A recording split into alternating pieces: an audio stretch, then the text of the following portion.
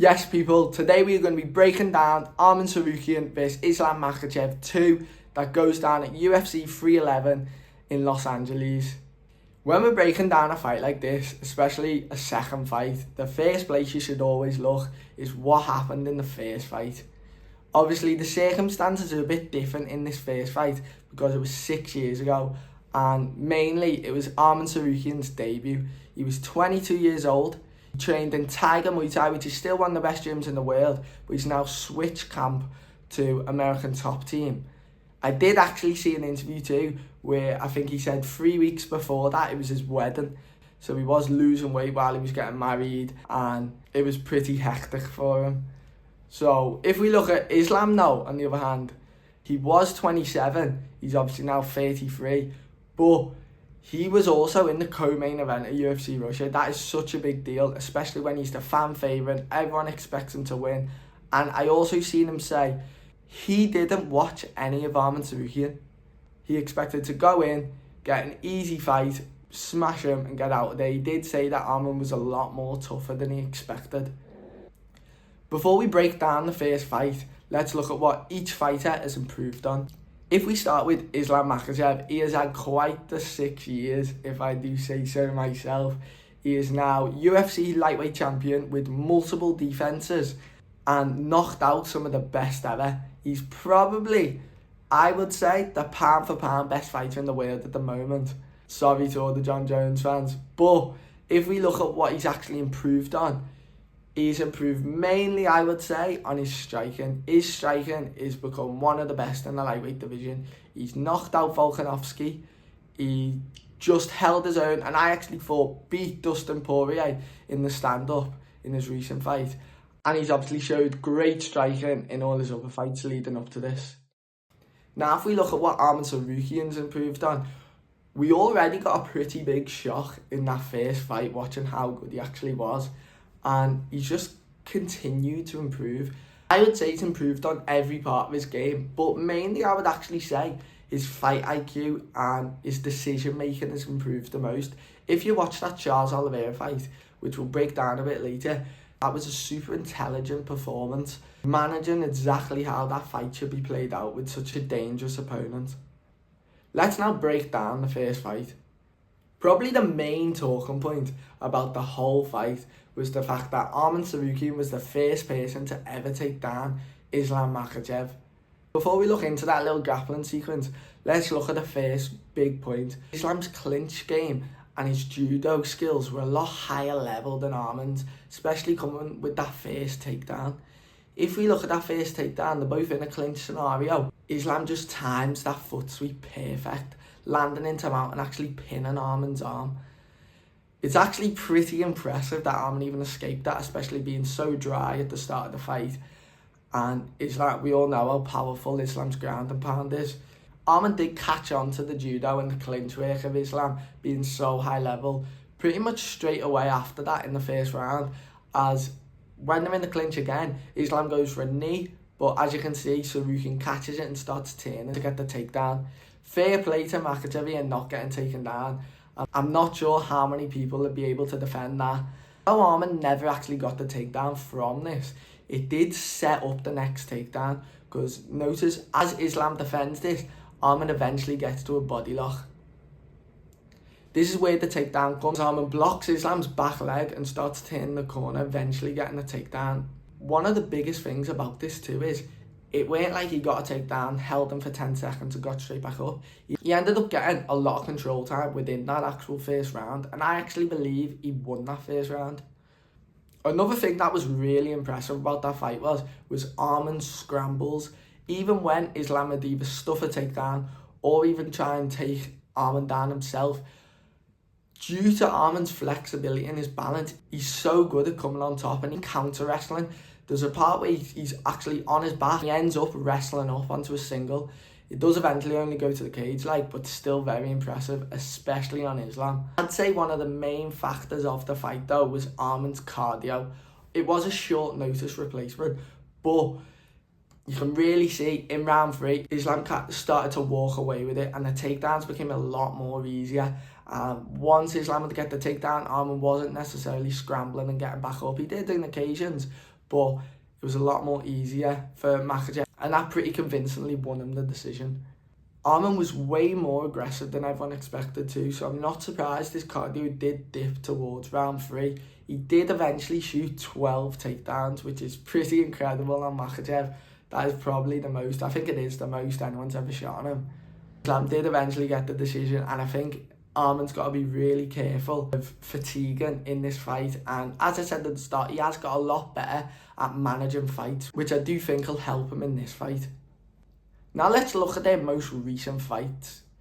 If we first look at Arman's recent fight, which is a UFC 300 against Charles Oliveira, the first thing to say about this fight is it was clear Arman was maybe feeling the pressure. He was dead pumped, a little bit nervous maybe, because he actually did punch someone in the walkout, which was a bit mad, and did end up getting, I think, a 9-month sentence, which is why the fight's taking place now, so long after.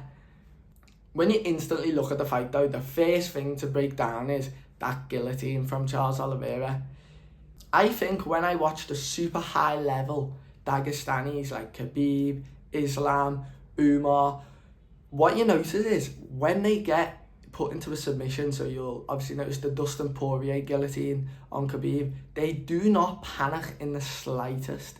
They stay composed, they find their opening, and they eventually escape. When I was watching this, I thought Arman done the exact same. He defended it perfect. He first of all slammed Charles onto his weak side. Charles was guillotining with his left arm, so he wants to be on his left hip. Arman made sure that Charles was actually on his right hip when he was defending, so he couldn't get that tight squeeze.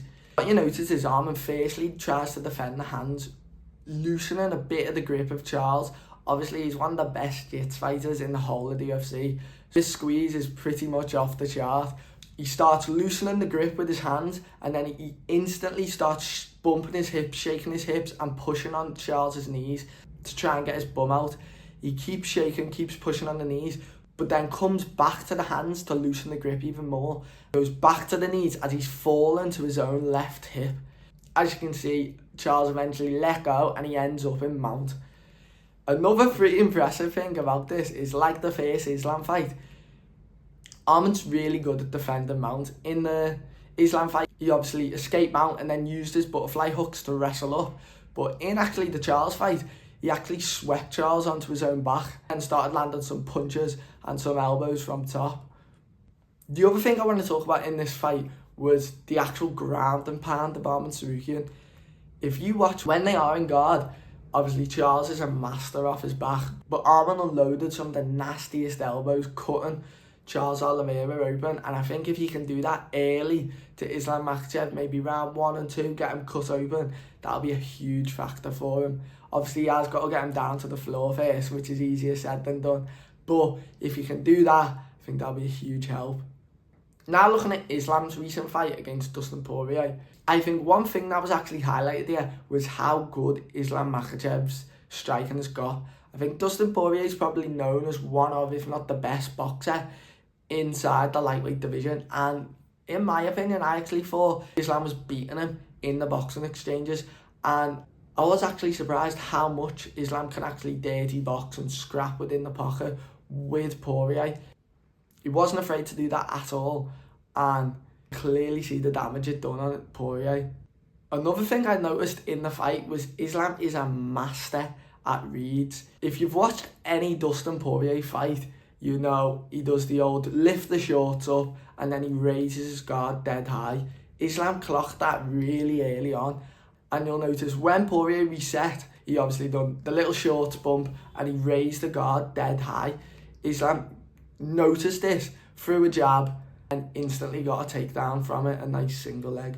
I think when you watch Islam, you'll notice how much he actually picks up on what a fighter does. The most famous one probably being left kick in the first Volkanovski fight. You notice how easy he was landing it. And then obviously in the second fight, he lands it to the head and knocked out Volk. If this fight does go into the later rounds, you'll notice Islam picking up on stuff that Arman probably did in the first round or the second round, and then catching him with it in the third, fourth, fifth. The last point I want to make about this fight is Islam Makhachev's cardio is off the scale. I do believe he has the best cardio in the lightweight division, maybe in the UFC. if we look at that last round, that takedown that he eventually got to set up the sub was different level, and to perform that in the round 5 of one of his hardest ever fights is just impressive. Hats off to Islam. Now looking at the key points for each fighter, I think the biggest key point for Arman to actually win the fight is he has to win the first 2 rounds. Islam's cardio is better than his, I do believe, which therefore means he has to put such a beating on him in the first and the second round that he definitely wins them first 2 rounds. And I think if you watch that first fight, I do believe he won the first round. He had, I think it was over 2 minutes control time. He obviously got the takedown and he was shooting constantly. I also do think he should really try and get that takedown in the first round to assert dominance, to show everyone that he has got the level of wrestling that you need to actually take down Islam. I think that'll be a huge sign that he can win the fight if he gets that in the first round. Even the second round, to be honest. But I do think he has to win the first round. Another key point I do think, when actually looking at where Arman can actually get a takedown, I think Islam's takedown defense is so good. He always has to try and get a takedown either against the fence or from the clinch, especially when Islam goes for the knees or the elbows that he's so good at from the tie clinch. That's when Arman can counter and get a takedown from. The next key point for Arman is definitely his scrambles. He cannot let Islam hold him down. He is so flexible. His spine is so flexible and his balance is so good. He's one of the best scramblers, I think, in the UFC. And I do think if Islam takes him down, or if he defends his takedown, he can scramble up to a takedown, even just straight up to his feet. If you look at the Volk fight, it's obviously famous, the Craig Jones defense using the butterfly hooks. Arman actually used his butterfly hooks in the first fight to scramble back up from actually the first takedown of Islam, the little foot sweep. So I do think that'll be a big factor in this fight, using the butterfly hooks to actually scramble up. Another point for Arman is, if you watch him, he's so fast at throwing that right knee up. Obviously in the Dariush fight, he knocked him out with that. I do think we'll actually see Arman land and maybe hit Islam with a knee. Due to Islam being so good at wrestling, he does fake a lot of takedowns where he's dipping his head. I do think Arman can catch him with a knee at one point while he's faking a takedown, or even while he's shooting in for his own takedown, because he's very fast at them knees. The final point I have for Arman is his right body kicks. Obviously Islam is a southpaw, so them right body kicks are always open the same way Islam's left body kicks are always open. But if you watch that Gamrot fight, every time Gamrot went southpaw, Arman would land nasty body kicks. You probably watched the video, I can't put it for copyright reasons, but you've probably heard the video of Arman landing that body kick on Gamrot. Something that I did notice in the Gamrot fight too, even when Gamrot did catch the kick, Arman's flexibility is so good that he's really difficult to take down from the catch. You can see from that image there that look how high his leg is in that image there. It's super difficult to take him down, especially catching it from a kick. Now looking at Islam's key point, I think the main key point for Islam is his cardio. I do think even if he was to lose round one or two, or even both, I still believe he will not be fatigued by round 3, 4 and 5. I do think even if he did lose the first 2 rounds, he's quite capable to win round 3, 4 and 5. I think his cardio is just a different level to Tsarukyan's, and I think if Tsarukyan fatigues, I think you'll start to see a big skill gap emerge in the fight. The next key point is actually slowing Tsarukyan down. Tsarukyan is super explosive. Islam needs to slow him down.